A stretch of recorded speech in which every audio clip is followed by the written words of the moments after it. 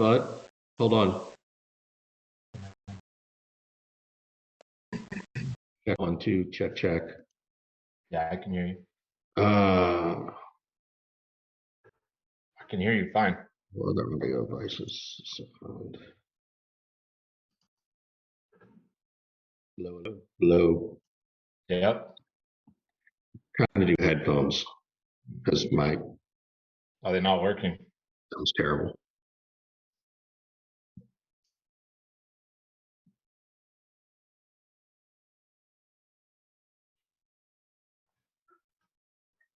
Can you hear me?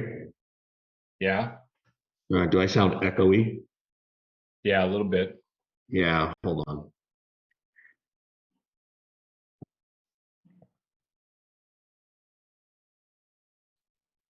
What's going on? What's going on, my man? Hold on. There he is. How we doing? We'd be doing better if Richard could figure out his shit. It's kind of the theme of the podcast, actually. I remember we did, for some reason, they subbed me for Max Alt. I can't pronounce his last name. Yeah. From Outreach. And I think we're having some technical issues too. So it's all good.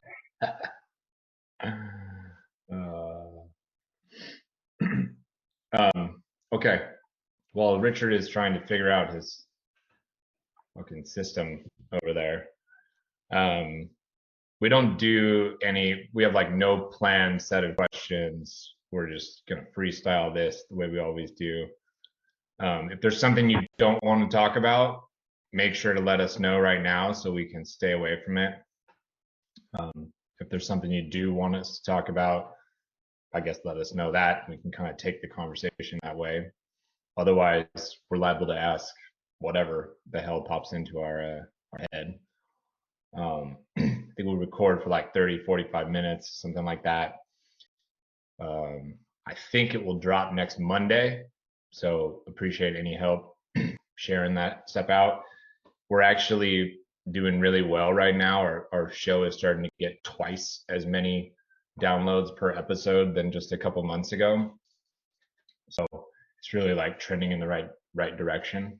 So it should be some good exposure for both of us, hopefully. What else? Oh, at the very end, we always flip it around and say, hey, how can we be helpful to you? Do you have any questions for us? So maybe be thinking about something there to mention. And we've got to do these annoying HubSpot commercials. Unfortunately, we have to do one at the very beginning that Richard will do, and then kind of in the middle, we have to do another one. So just bear with us there. I hate them just as much as you will. You hate me that much? No, not you. the commercial. Yeah, that's the story, man. Any questions about anything? No, I already have my question I want to ask. I just thought of it. Anything's free game. You know me. I'm an open book. I'm an open book. So let's let it rip. Let me see. Are you getting echo from me? No. Oh, fuck me.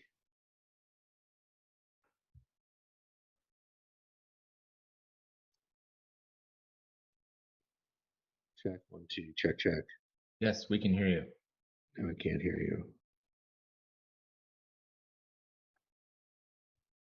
This is what you get for going on vacation.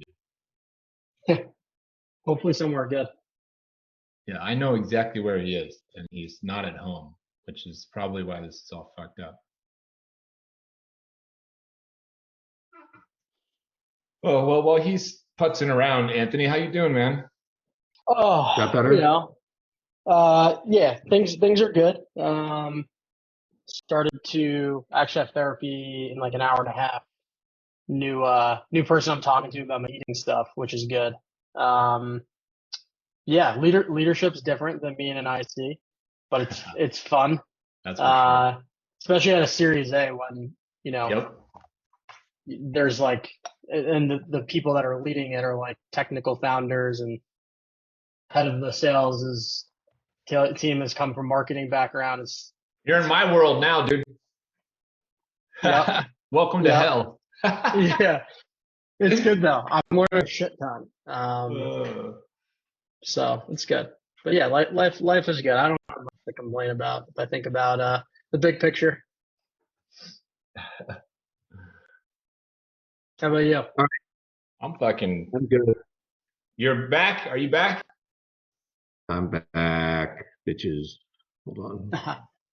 Well, now we can hear you good, but you're cutting in and out. Check 1, 2. Better. Yeah, it's better. 1, 2. It's fine. It's as good as it's All gonna right. get. This is gonna get bad just because I'm at the beach house. Scott came down Yes. with COVID yesterday. You did? Yeah, we think it's a false alarm, but at the moment, I'm just sequestering. How many fucking times have you gotten COVID, dude? What are you doing? Lots of people are sick right now. Hearing people are sick. Yeah, I think I actually have strep, but one of the tests came back positive, one came back negative. So I'm just sequestering. I'm going to do a strep test today. So Oh God, that is my status. this has got to be like the third time you've got COVID. Second, It's but gotta they're be both some in kind- May. some They're always kind in of May. record. Yeah, I had the flu a few months ago. It was fun. Jesus, it took me 8 minutes to get us organized. Yeah, you robbed Anthony and I of 8 minutes of our life, dude. All right. Scott, do you want this to go? I need it to go next week. Never mind. It needs to go out next Monday, right? Yeah. Okay. Okay. All right, Scott, you want to do so? The way Stop the farting ads around roll, and let's fucking go. yeah, and the way the ads roll this time are they're a minute in the beginning and then 30 seconds halfway through. So it's about inbound. So Well, good. That's faster than the other ads we had to do. no, a minute is a long time in the beginning. So, but anyway, I got it. Don't worry. You ready? All right, yeah. In fact, hold on. One other thing, Scott. Sorry, I'm going to make you a co-host. So God forbid I lose right. power or something. Anthony, how do you want me to introduce you, man? I can't remember your actual job title. Just say that I lead the BDR team at QA Wolf. Hold on. Can you type that? QA Yeah. Wolf? Yeah, let me type it in. And then Scott, can you record on your side just in case my Wi-Fi goes out or something? Then we got it. Holy crap. Come on, shut the fuck up. You know how to do this. I spent hours dicking around for you on shit. You can handle this for 30 seconds. Yes. Let's pull out the scorecard of favors, friend favors. All right, here we go.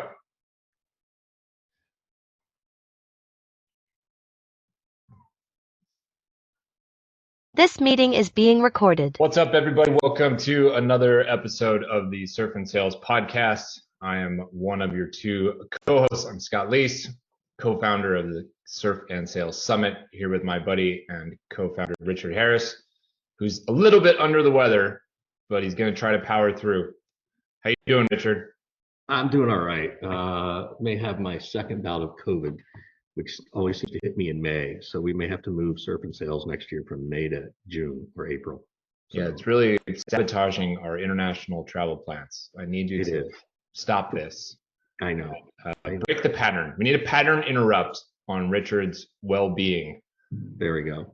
We're here with a good friend and up and coming sales leader, seller, creator, entrepreneur, all of the above.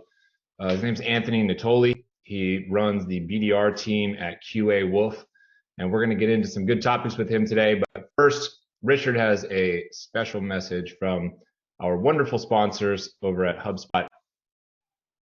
Tell them what they've won, Richard. Sure. So I have a question for both of you. You can both answer.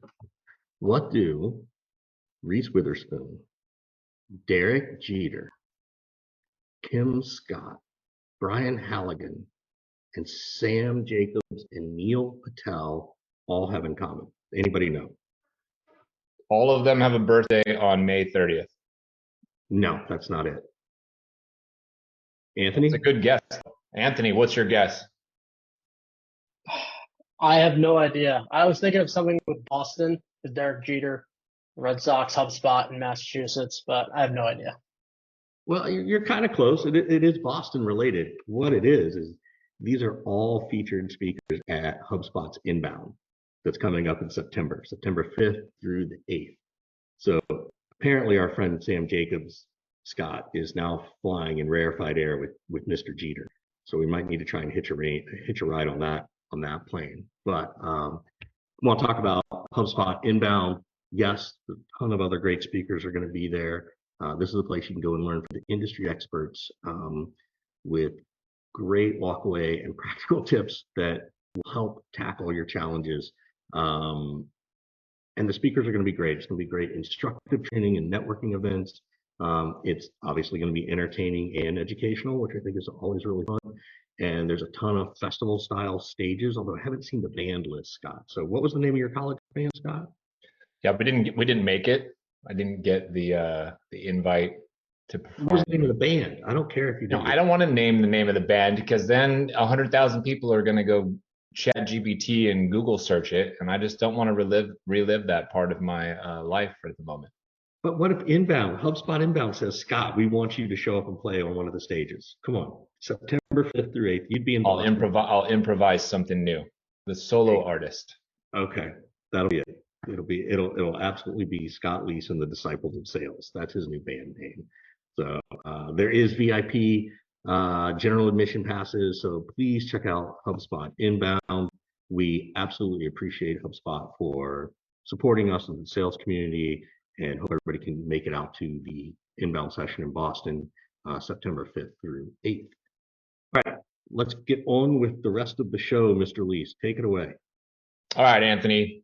Welcome to the show, man. It's good to have you here. I can't believe this is your first time with us, actually.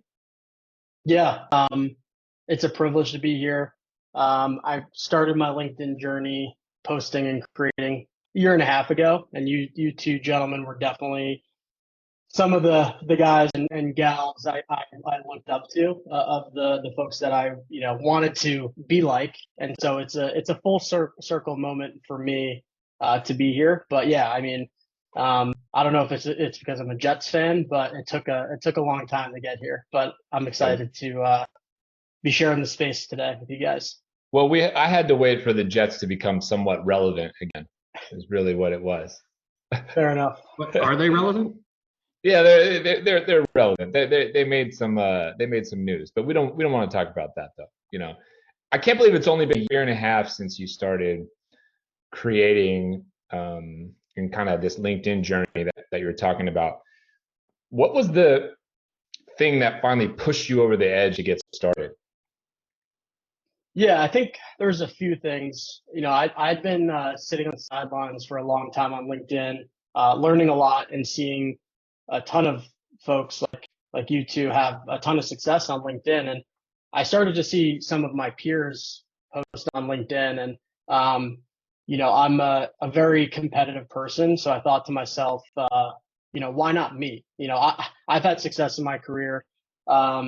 I've definitely been through adversity personally. Like, I definitely think this could be an outlet for me to, get my name out there and help other people. And so, I think what really got me over the hump was, getting through what I got through in my personal life the last 3.5 years. It felt almost a duty to me to post on LinkedIn, share my story to help other people. And that naturally parlayed, no pun intended, with my history of, sharing best practices of what's worked for me from like a sales perspective, prospecting, but also the mental health and the mindset side of things. It's become a really amazing outlet for me to show up authentically as myself and help other people. And I think the idea of doing that was really what just got me to start taking action and getting myself on the field and off the sidelines. When you're kind of lurking or observing, and then you make the pivot to participating, engaging, creating, when you're in that observation period, how are you sussing out who's real, who's fake, who's actually helpful, who positions themselves as helpful but doesn't deliver? Because I get asked that question all the time. Like, how do I tell, what's real and what's not? How did you think about that, and how did you kind of educate yourself, or are still educating yourself potentially? Yeah, for sure. I think the last year and a half, everyone and their mother is posting on, it feels like posting on LinkedIn. And it could get very crowded of the advice that's given. And so it's really important to have, a filter of what you see and who you follow and why. And so for me, when I was in that lurking phase, I really thought about using LinkedIn as a way to gain knowledge from people that I really wanted to be like in 2 to 3 to 5 years. So did they have a history in their role, or are they currently doing things that I ultimately wanted to do with my career, whether it was start a podcast or start a newsletter or start doing coaching or start trying to help other people with like sales training. And so I found those people that had a good track record and actually like put in the work and the time and had the credentials to back up what they were saying. I think it becomes very clear as you dig into certain people's content if they have the actual chops or not, and can back up what they're preaching, or if it's kind of just fluff. And so I naturally gravitated to people that I envisioned me wanting to be like in the future, and then started engaging naturally via the comments and trying to like just build relationships, not asking for anything. And then, it really ended up working out nicely of being able to meet amazing people that I once kind of looked up to and built those relationships. But yeah, you have to have that mental spam filter and look at who's really got the chops and the experience to back up what they're talking about. Because anyone could say they did X, Y, and Z, but only a certain amount of people have actually walked the walk. Got it. All right, so I got a question. What was the moment that you went from voyeur to exhibitionist on LinkedIn? Do you remember your first post? Yeah, it was November 2021. I was working at Outreach at the time, and I remember my first post being, "Hey, I'm gonna do this for 30 days and see what happens." And my main goal was that it may sound corny, but I truly felt this. And if I could help one person every time I posted, then it was a win. And that ended up. Go ahead. No, go ahead. That ended up compounding over time of helping one person. People starting to slide into my DMs of, "Hey, your story really resonated," or, "Hey, your prospecting tips, like, can I pick your brain?" Right? And then 10 people started to ask to pick my brain, and then I started charging for time, and because I couldn't prioritize everyone asking for time, so it ended up starting with the main goal of trying to help others. By doing that, I was very authentic in what I posted, and I think people naturally gravitated to that. So I think as soon as I started getting Yeah, what was the moment though? What was the moment that made you go, okay, now I'm ready? Because I think that's the part that people freak out about, right? What was that moment for you? Yeah, the moment that I felt ready was I let go of my self-limiting beliefs. And for a very long time, I didn't think that I had anything to add or that people would care. And so for me, I had some friends that I knew at Outreach that were posting, and they basically just pushed me to do it. They said, "Hey, try it for 30 days, and if it doesn't work, then you didn't really lose much. You'd be in the same spot as you were." And so for me, that moment of realizing, hey, maybe I do have something to share, and maybe I can add value to people. I think that's what got me over the hump to take action. And then I remember there was one specific post that made me have the aha moment. I think I got like 600 likes, and it was a post about just like what was working for me prospecting as an AE. And I was like, oh, damn, like this is real. Like I could actually make an impact here. And that was probably like 2 weeks into me posting. And I remember everyone on my team was like, "Oh my God, like you're, blowing up." And I was like, okay, I'm going to keep doing this and see what happens and where it takes me. So this is, because I want to come back to the monetizing thing. I know Scott does too. On average, what's your biggest post? Like how many views? And I'll tell you why I'm asking. Like close to 250K. I've had a few I've had a few six-figure viewed posts. And what's funny is my best posts on LinkedIn are the ones that I almost don't post because I'm afraid of what people are going to think. Totally agree. I have a question. So I posted something this morning. How many views do you think I had today? 3,000 views, 5,000 views. 300. 300. How's that Yeah. possible? No, I know. Like, I'm telling you, like, this is the reason I'm asking is because You're in like some verified bizarro area. LinkedIn jail. You've angered the algorithmic gods. somehow, I don't know what I do, but this is standard for me. This is why I asked, because it frustrates me to knowing that I've been posting for years and people seem to know me, but then I have these horrible things and experiences. So, Well, the good news is you have people like Anthony who looked up to you and wanted to be like Richard one day. right. But now, you know, the student has become the master. Scott, how often does that happen to me? Is that the story of my life? I don't know. There's a lot of chapters. I don't know if it's the fundamental theme, but there's a lot of chapters with it. That's for sure. Hey, I want to talk to you a little bit about this monetization part that you were talking about, because one could argue that you are early in your journey to have already tried to start building your own thing, side hustle, whatever you want to call it, and monetize your expertise. How do you respond to people who try to frame, that part of the argument, that part of the conversation? Yeah. Bluntly, my initial reaction is like, we're all going to die one day, so who really cares? That's Scott Leese. That's Scott Leese.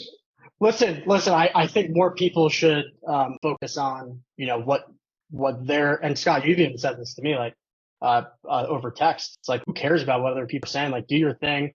You're going to learn along the way. Who cares what other people think? So that's like my Jersey temper type response. But my grounded response is like, I get it. I get why people would say that. But at the same time, I'd rather start now and learn than wait, 5 years to like when society says I should be ready. Yeah. I think if you wait for the perfect time for anything, like you're going to be waiting a very long time. And so for me, how I viewed the monetization strategy was, hey, are there skills and things that I've been through that I feel like I can actually help people with? And for me, those things were, helping people with mindset and breaking through barriers and then prospecting. And I helped with those two things. And I felt confident enough to charge for my time for it. But notice how I'm not trying to sell a course on like enterprise strategic sales or learning how to write code, right? Like I'm staying in my lane where I think I could help and add value. And I'm not trying to be someone I'm not. And I think everyone has valuable skills that they should be able to get paid for. And a lot of people don't know, but for the first 6 months, like I was just taking calls with people and helping them so I could get feedback on like, hey, is this actually helpful to others? And then once I realized it was helpful and more people wanted help that I could handle, that's when I started to figure out, hey, maybe I should be charging for my time. And yeah, so that would be my reaction to people say that you should wait, you're too young or you're not experienced enough. It's like, yeah, but if you can help people that are maybe only 2 or 3 years behind you, that's how I viewed it. I wanted to help the younger version of Anthony that didn't have the things and resources he needed at a certain time. Well, I think you're doing a good job of helping people, not just people who are a stage or two behind you, but you've been very open and forthright about some of your struggles. I'll let you get into it here for people who don't know, but some of your struggles, challenges, mental health issues, things like this, and that authenticity that we've kind of been dancing around, and that vulnerability. I think just reading those stories and hearing from other people who are going through it or who have come out the other side of it, those things are helpful all the time, regardless, I think, of wherever you are in your career and in your journey. So for people who don't know, can you share a little bit about where some of this stuff is coming from when you talk about your struggles? Yeah, 100%. So, growing up, I was always class clown, and my mom always tells a story when she would go to parent-teacher conference, and I usually go like room to room, talk to every teacher. But when she walked in, it was a room for all of the teachers, and they all wanted to talk to my mom about me and how I was, the class clown, and spoke back and got sent to the principal's office, and really stemmed from, my parents were divorced at a very young age. I don't have a relationship with my biological dad, and as a result of not really having that father figure at a young age, I never felt like I was good enough. And I didn't realize that growing up until, a few years ago, but a lot of my behaviors stemmed from deep insecurities, deep rooted issues of feeling like I wasn't good enough. And I was constantly chasing external sources throughout my life to make me happy. And so, I'll skip all the intricate details, get to the big picture. But basically, in November of 2019, I hit a rock bottom where my mom had caught me gambling again. I had issues with this my entire life, but it was bigger than just the gambling, right? I was constantly lying. I was partying every weekend. I was 60 pounds overweight. I was in a really bad spot mentally. I was in six figures of bad debt. I had a sub 500 credit score at the age of 26. And my mom basically gave me this ultimatum of like, hey, if you don't finally get help this time, and like truly like going into Gamblers Anonymous and seeking out like true therapy and help, like you're not allowed back in the family. And anyone that knows me, like my mom is my rock, my best friend. And so you can imagine hearing that in the kitchen, 7 a.m. right after Thanksgiving. My flight wasn't until 9, but basically kicked me out of the house, and I had to go to the airport, sit there all day. And at that moment, I had two choices. It was, hey, I can continue down this path and continue to throw myself this pity party, and who knows if I'd even be here right now. Those thoughts definitely crossed my mind at the time. It's like, what, I can't do this. I have this mountain that I have to climb to get out of this hole. Feels like Mount Everest. Or the other option was, what if I finally gave myself a real chance? And so, December 1st, 2019, my last ever date of gambling, and I've been clean from that since. And, I have a great relationship with my family. My stepdad, who basically raised me, great relationship with him, and repaired made amends to a lot of people. I lost a lot of weight, but I still deal with that. I've been going to therapy for the last 4 years. And so for me, where this authenticity stems from is the perspective that I've gained from going through all that I did and wanting to be able to help other people. Because when you come out the other side of breaking through adversity, you learn a ton. Like, I'm a completely different person when I look back on who I was back, only 3.5 years ago. And I feel like I now have purpose. And my purpose is to like really help other people that might be struggling. And so like when I think about like helping people with sales and prospecting, that's all well and great. But the best messages that I get from people are when they tell me about they were struggling with addiction, or, we're thinking about going to therapy and they finally went. Like, to me, that's like warms my heart, gives me a lot of joy, a lot of energy. And I truly think that I went through everything I did for a reason, and I got through it for a reason. And for whatever reason that day, I gave myself a chance. And I continue to give myself a chance every single day. Took it one day at a time until, I'm at where I'm at now. But yeah, it was really scary for a long period of time. Really, really scary at such a young age. Yeah, that's crazy. And congratulations to you. Like, kudos to you, kudos to your mom and your stepdad to, give you the tough love and then support you when you took those steps. That's just, everybody's journey is different. And it's always nice to hear someone else being successful and then getting to the place where they can share their journey in the hope of helping others. So well done, Anthony.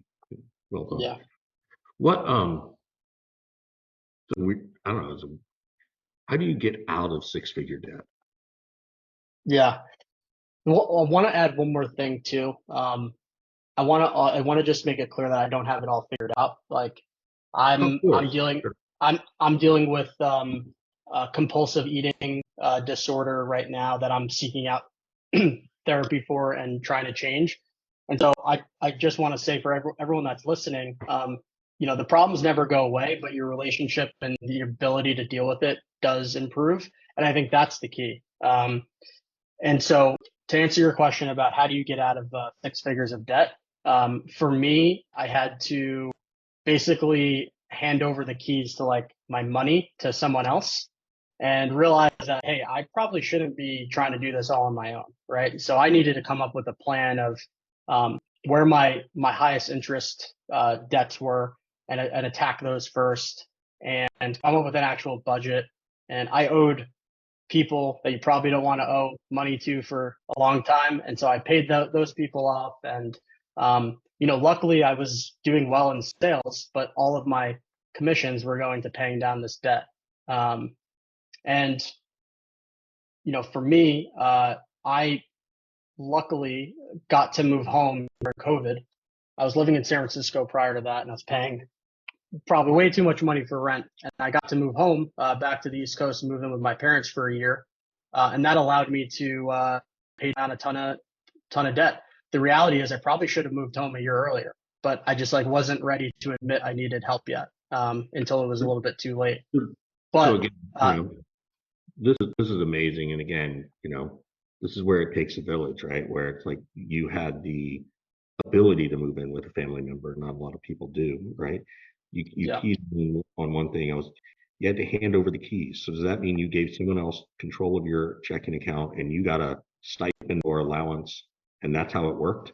Like that's what I interpreted. I'm just curious, like, I want people to understand, like, whether it's food or money or other things, like this is how you seek support in a way yeah, that hopefully not shameful. But is that what it yeah. meant to do? Yeah, so essentially, and this was the nice part about joining Gamblers Anonymous, they basically have like a financial meeting with you where like you lay it out all on the table. And it's funny that, the mind of an addict is even in those meetings where you're finally ready to get help, some people will hide certain debts because they're not like fully ready to admit everything. But I laid it all out. I was like, here are all my debts. And they basically like, and you don't have to be a part of a group to do this. You can work with there's like credit resources out there that'll help you do this. But I listed out all my debts, everything I owed, and I came up with a plan and basically budgeted with them. And it was required every month. My dad was connected to my account and my mom that every month the money would come out to pay off the credit cards, the personal loans. I was in a really bad spot, but luckily I had a good job and I was doing well where I could afford to do that. But I know plenty of people that didn't have the luxury of having a sales job that still put a plan in place and you pay off a little bit of money every month and it compounds over time, but it takes time. So I think the first thing is like, accept that it's going to take time. It's going to be a journey and it's going to be a pain and you're going to have to sacrifice not doing the things that probably got you there in the first place. You're not going to be able to buy the fancy clothes or go out to the fancy dinners. Like you have to sacrifice. But if you want to get out of the situation, it's worth it, So yeah, handing over the keys, meaning like realizing I didn't have to figure it out all on my own, got the help I needed, and then basically automated the payments out of my bank account every month. And it took me like 2 years. It didn't take me like, a short amount of time. Like I just got in the positive probably a year ago, and it's been 3.5 years since I gambled. So it took me a long time. Congratulations, man. That is no easy feat. So congratulations for taking control of that part and working on it. So I need to do a little pause here for a mid-show break for our good friend. I know Scott's got some more questions. Scott, do you know who we're talking about this month for the month of June? Do you remember? Yes, I do. Yes, I do. Talking about John Barrows, I believe. You are, and we're talking about John Barrows and his Make It Happen Monday podcast. Although I know that's a good name for his podcast, but I think it should just be Make It Happen because it doesn't just happen on Mondays. But John, you can listen to this and give me a salute if you want. But please check out John Barrows. If you don't know John Barrows, I'd be shocked, but please check him out for Make It Happen Mondays. He's part of the HubSpot podcast network. He's had a lot of brilliant people on his show over the years, myself included, Scott Leese included. I don't know, Anthony, we should get you on there, but he's had another good friend of ours, Dr. Howard Dover, who wrote the Economy, Tech, and Education Triple Threat. He's a sales coach and director of Center for Professional Sales at the University of Texas, Dallas, which is really interesting because many years ago, Scott and I were like, how come nobody teaches this? And we found out this guy, Dr. Dover, teaches sales. You can actually get a degree in sales. So he's been on John's podcast, and his latest episode, he explains why there's plenty of opportunity in sales for those who reach out and take it.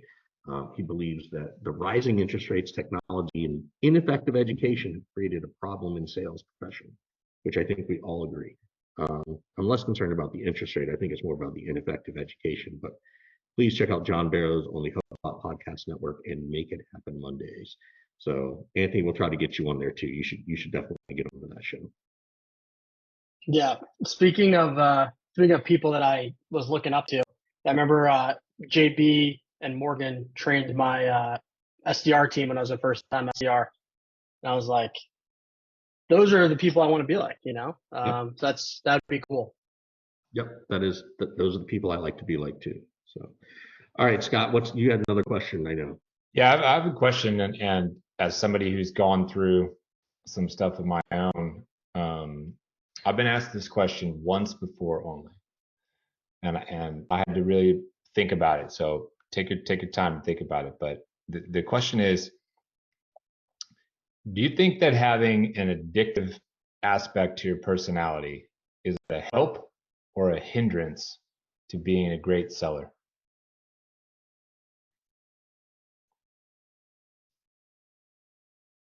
Yeah. Your response so far is exactly what mine was, which was like, oh man, I got to think about this for a second.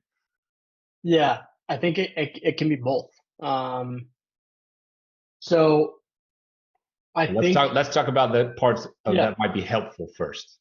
Yeah, for sure. If you can become addicted to the effort and the inputs that you put in to your process, then that can be super helpful, right? When you're solely focused on the controllable inputs that you know are going to help you, and you're addicted to that process, and you're addicted to the idea of making progress and getting better and learning. I think the way that you cultivate that addictive type of behavior is what ultimately is going to dictate how that shows up for you. But if you're someone that's like addicted to the idea of the outcome and the idea of just making all this money, and that's all that your mind and energy is expended upon, then you're going to find yourself continuing to chase. And so for me, I was the latter for like most of my life. I was addicted to all the wrong things when it came to sales. Like all I cared about was the commission checks, people giving me thumbs up and getting the external high fives. And I was less concerned about like me progressing as a seller and making progress and really caring about solving problems. And so, yeah, I think it can be helpful and definitely hurtful in those aspects. Yeah. Do you have any thoughts on that, Richard? Do you have an opinion? I'm sitting here and I just chatted this over to you. You can't be addicted to the outcomes, only the inputs. And I say this in a positive way, not to pick on Scott. That's probably the best explanation I've heard after listening to Scott talk about being addicted to the process, where that sums it up for me in a really tactical way, but I'm a tactical guy. So I really like that. Being addicted to the outcomes is the problem, like in a big way. So, but I'm curious. So, Scott, what is your thought? I mean, you're the one who talked about this, your book, Addicted to the Process. I mean, does that sum it up right there? Yeah, it does. You can, one of the things that can be a gift and a curse when somebody who's got a history of lying and covering up their addictions and stuff like this is you can fucking spin anything any way you want to tell yourself whatever story you need to tell to turn it into a positive outcome or shine a good light on it. So you asked me that question, and my default is just like, well, I'm going to find a way to spin this into a positive. Like, I know what it's like to become obsessed with something. And when I become obsessed with something, I'm going to dive in. And like Anthony said, I'm going to work hard, whatnot. I could be addicted to the process and these inputs, and they'll end up getting me the right outcome. And that's really beneficial for certain goals. If your goal is to perform well at work, if your goal is to move up in your career, if your goal is to make lots of money, it can really help in all those areas. I don't recommend going down this route if you're looking to improve your sales skills, but there's something to learn from all of these experiences, you know? I think it goes back to that old adage of, why do we keep, every sales leader I know hires bad salespeople. Why? Because salespeople are good at selling. And oftentimes sales leaders are horrible at buying, right? Like they don't know how to buy. They haven't looked at that process in the right way. So it's not unusual. And I think it's innate in many of us to do that. We know how to spin. That is the nature of our job. And then if you compound that with some other challenge like an addiction or a mental health thing or an ADHD and coping mechanisms, it can make for some very interesting life moments. Some good, some not so good. So, well, most people, the thing that most people sell best is themselves. I think so. You have to sell yourself. You have an idea to start a business, you have to sell yourself first of all. You're selling yourself in an interview. Anthony has to sell himself as a BDR leader every single day to not just his team that he's believable, not just his prospects if he's reaching out to them or whatever, but also his leadership team, right? You've moved into this leadership role now, Anthony, having been an individual contributor. Are you enjoying it? Is it harder than you thought? Easier than you thought? Yeah, I'm definitely enjoying it. I think there's always going to be hard in whatever career endeavor that you're in. For me, I was, an AE for 5 or so years, and the fulfillment from closing deals just wasn't there for me anymore. And I again wanted to do something bigger and having a bigger impact. And I tried to figure out what was the career move for me. It definitely wasn't going on my own yet. I'm not there yet. But I knew that I could still have an impact on others, and I am really good at prospecting, and I have those skills, and I felt that I could have an impact in that way. So I am enjoying it, but it's hard as shit. It's really hard. There's no way to sugarcoat it. It's harder than what I expected because there's so many curveballs and things move at a fast pace, especially being at a startup. I'm doing director VP level type stuff where I'm reporting for the board and working cross-functionally. So it's hard, but to me, I'm enjoying that learning process. And I know they're extremely valuable skills that I'm, being able to put in my tool belt for the future. That's going to help me with my bigger plan one day. And, if I think about if I hadn't moved into the leadership role, the opportunity cost of doing something that was hard that I wasn't enjoying was ultimately too high. So yeah, it's hard, but I'm getting a lot of fulfillment out of it because I'm learning a ton. I'm growing as a person. It's forcing me to show up as my, trying to be the best, individual I can be every day, not only to get my team to perform, but to grow as an individual. So it's hard to no sugarcoating it. Scott, he's still got the new car smell of management and leadership. Here I am learning all this stuff by doing director and VP level shit, but I'm not getting paid for it. So I'm going to get that skill. right? So here's a little bit of free advice, Anthony. Document all these things you're doing because you're not going to remember them, right? It's Yep. really critical.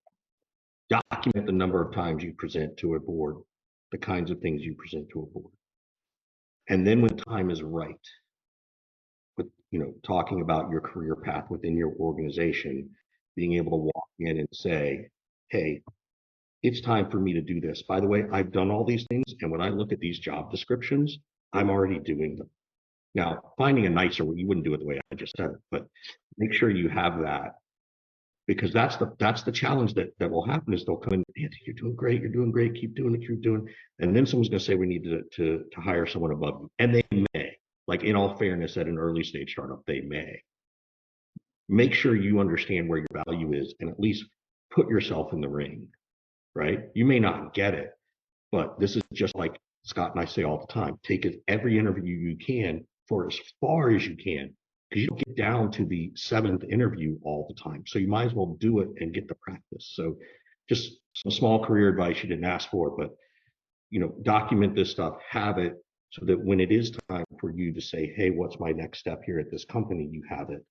And even if they do top you off, which is very appropriate in some cases, you at least know where your skill set is. You can at least go and leverage with your potentially new boss to say, hey, just so you know, glad you're here. I want to keep learning from you. I've done these things. What else should I keep learning? Right? That's just some, because at some point the new car smell is going to wear off. You're going to be like, fuck, why am I doing this? So, and I'm not getting paid. I feel that. So I appreciate it. It starts off with moments of feeling it. And then it just becomes all around you. Sometimes a change of scenery is good for that, though. Yeah. And hey, if you're going to do all this stuff, you might as well get paid for doing all this stuff. Yeah. And don't look, Scott and I both have done it enough to go, fuck them, let's leave. And it's like, well, wait a minute.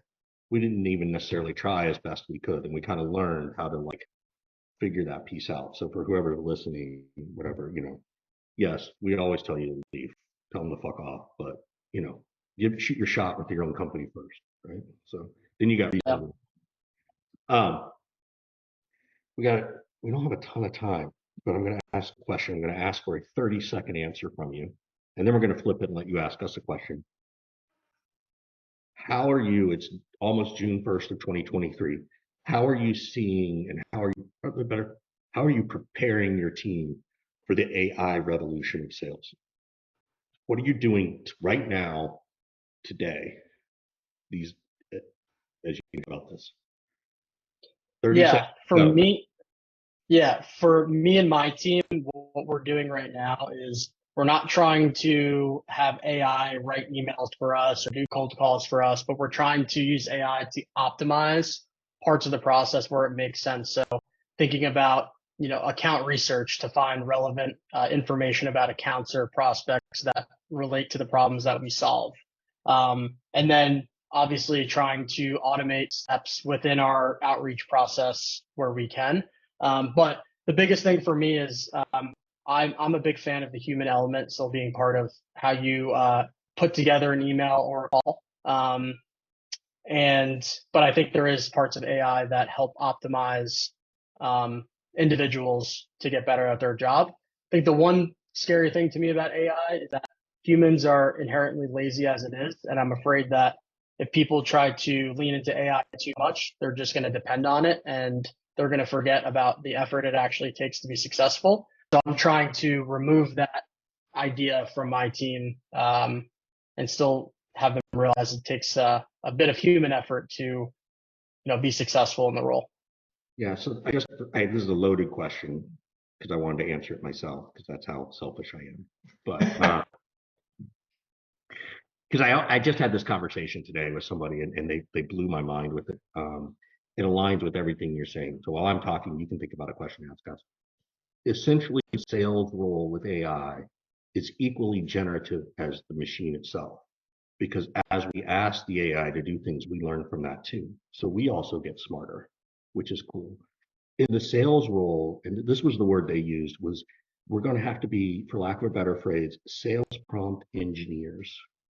Meaning I need to write into the AI, hey, I've got this client. and I've got this persona, and I want to speak to them about these pains, and I want them to understand what we offer. And then this is their personality. Like, how do I write that message? So we as humans have to get better at the prompts we put in to get the right answers. And then we can also say, explain this in that personality's persona. Right. So so that whole 3x3, 3 minutes, find 3 facts. Well, now it's going to be 3 minutes typing up your prompt and then figuring it out. Now, at some point, the machines will start to do all of that for us. But if I'm looking for how am I going to really use it, it's aligned with exactly what you were saying. And then just that phrase of sales prompt engineering really stuck with me. I don't like the word engineer because I don't want to insult real engineers. But, when was the last time a salesperson didn't insult somebody else? So all you're really saying in all of that is, if you want to get good at sales and stick around, you just have to learn to ask better questions. Which is the essence of it all, right? It's all about, which is back, Anthony, to what you talk about, I talk about, and Scott talks about, is the humanity. How do we bring the humanity element in there? So I just thought it was a real nice piece. I'm curious to how you thought it, and you said it equally well. So, all right, what questions you want to ask us before we're out of here? Yeah. I got one, and I'm really curious to get your perspective. And to frame it up, I think being in sales, there's obviously like an idea of what success is, and you got the money and promotions. But for you both, like in your careers, I'm sure you've gained perspective on like what success actually means to you and what it feels like. So like my question is, what is something that most people get wrong with being successful in life? And like, what does that actually mean to you at this stage in your lives? I got a couple of answers. One of them was my biggest challenge. I think Scott's better at this than me, but I would stick around too long. Like my first couple of jobs out of college were 5 years, 7 years, 6 years, right? And these were more traditional jobs. And I had to get over that fear of like, oh, the job hopping in startup world, right? And the cool thing about, we're in sales, we know how to spin it. Well, it's like, we had a bunch of startups, they fucking failed. They didn't fail because I was a shitty salesperson. Like the whole company fucking failed. What does that tell you? I can learn a lot. I can get better at sales because of it. But so that to me is one of those things. For me, this is a really personal thing for every individual you ask this question is the ego. My ego is my challenge, right? If you know me, listen to the show, hear me on podcasts, my ego gets in the way a lot. And so for me, the ultimate success came when I was able to no longer have to worry about playing in the sandbox with others and building my own business. That's when I've been the happiest. I've been the happiest I've ever been in my job in the last 10 years, 11 years that I've had my company. I wasn't unhappy in my other sales roles. I had my own mental health and depression stuff, which made things unhappy about work, but that was really about me too. So for me, finding that spot where I'm happy and comfortable and not having to do what everybody else tells me is the right spot for me in terms of my happiness. But I think everybody, I know plenty of people who love the big company. They want to be there. They like the stability. They like the growth. They like the inner politics. They like not having to worry about a paycheck, all those things. So those are that's my long answer. My answer would be that it lasts. That once you can call yourself successful, that's it. You're now successful in perpetuity. That's not the case at all. I think you work super, super hard to get to some place of success. And then what do they say the hardest thing to do in sports is, Anthony? To repeat championships. Oh, repeat. So great. You're a success, whatever that means. You got promoted. You made $100,000. You made $500,000. You made $1 million. The hardest thing in the world is to do it again. Because you work so hard to get to the top. And then when you're at the top, what do you want to do? You want to take a break. You want to chill. You want to enjoy the experience and look around. And oftentimes when you do that, what happens? You slip up, and somebody hungrier comes along and knocks you down and steals the title. So I think what people get wrong is once you've kind of made it and you're successful, that's it. Like, oh, Scott's a success. He's a success for the rest of, his life or whatever. That ain't true. I have to prove that I'm a success every year, every month, every week, every day on some level. Oh, the pressure of that doesn't dissipate, for me at least. And I think if anything, it gets intense. It increases the intensity for me because I have to fight this like, I belong here. I am a success. I don't want to go back to where I was. If I fall off, I'll never be able to get back up. These kinds of things. And I don't think people really think about that too much or talk about it. That's the thing that came to my mind when you asked that question is people think it just continues. It doesn't. You have to work extremely hard to stay where you're at, whatever that level of success is, or go beyond that. This is why Scott freaks out when his posts on LinkedIn don't do well the next day. Can I ask one more question? It should be like a minute total. Yeah, sure. One sentence of one piece of advice that you would tell your 30-year-old self that I could walk away with, that you know now that you wish you did.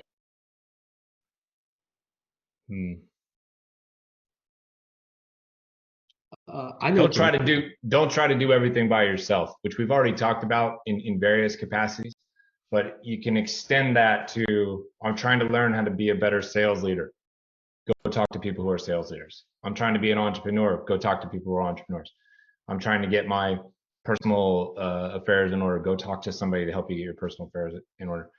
There's a lot of things that I was trying to do at 30 years old that I was completely trying to do by myself. This was like pre-social media, pre-networking, and all that kind of stuff. And I just didn't know what to do other than grip it and rip it, for lack of a better sports expression, right? So don't try to do everything your own. That would be my. Love it. It's so funny because I was going to say find your Scott Leese, which again is find that person or those people that you trust the most with your life, with everything, right? If just thinking about things, if I had to trust someone with any part of my life, personal, professional, medical, whatever, and I haven't put this in a document, but I'd have no problem making it Scott Leese, right? And I think that means a lot. And there's probably 4 or 5 friends that I have that way. So it's not finding just one, but it does matter to find those people. And I've referred to them as your personal board of directors, right? So you've got Scott's on my personal board of directors for a couple of things: business, partnerships, money, but also friendship. But then I have a financial personal board, someone who helps me with that. I've got someone who helps me with my real estate investment stuff as my board of directors. I've got someone on my mental health board of directors. So find those people that surround, to Scott's point, that's how I see exactly what Scott said.